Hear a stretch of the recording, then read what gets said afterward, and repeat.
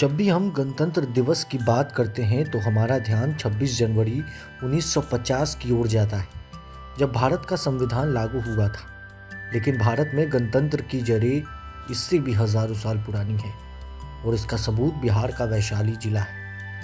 यह ऐतिहासिक स्थल दुनिया के पहले गणतंत्र दिवस का गवाह है, जहां लोकतंत्र की नींव रखी गई थी। लोकतंत्र की जननी वैशाली। बिहार में स्थित वैशाली को दुनिया का पहला गणतंत्र माना जाता है। यह वही जगह है जहां शासकों का चुनाव जनता की राय से होता था। ऐतिहासिक साक्ष्यों और खुदाई से पता चलता है कि 2500 साल पहले वैशाली में एक व्यवस्थित गणतंत्र की स्थापना हुई थी। इसका प्रमाण जैन और बौद्ध धर्म से जुड़े कई ग्रंथों में भी मिलता है, जिसमें वैशाली और दूसरे महाजनपदों का जिक्र है।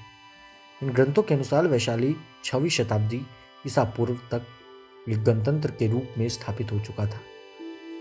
563 में गौतम बुद्ध के जन्म से पहले जो इसे दुनिया का पहला गणतंत्र बनता है, यह स्थान भगवान महावीर की जन्मभूमि और भगवान बुद्ध की कर्मभूमि के रूप में प्रसिद्ध है।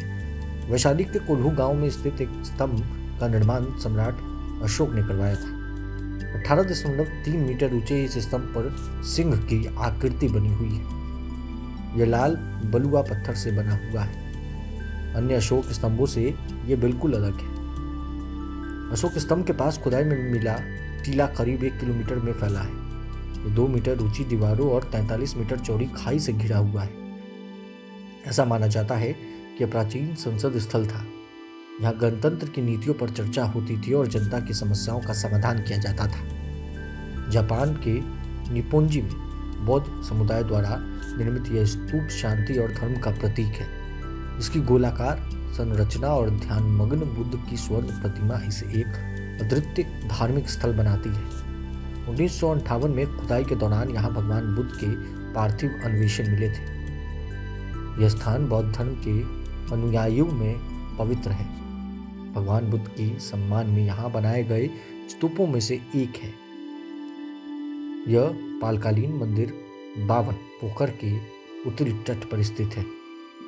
इसमें हिंदू देवी देवताओं की मूर्तियां हैं, जो वैशाली की धार्मिक विविधता को दर्शाती है। हमारे सहयोगी आनंद द्वारा लिखी गई ये स्क्रिप्ट है। प्रभात खबर में बने रहने के लिए आपका बहुत बहुत शुक्रिया। प्रभातखबर.com, विश्वास वही, रफ्तार नहीं।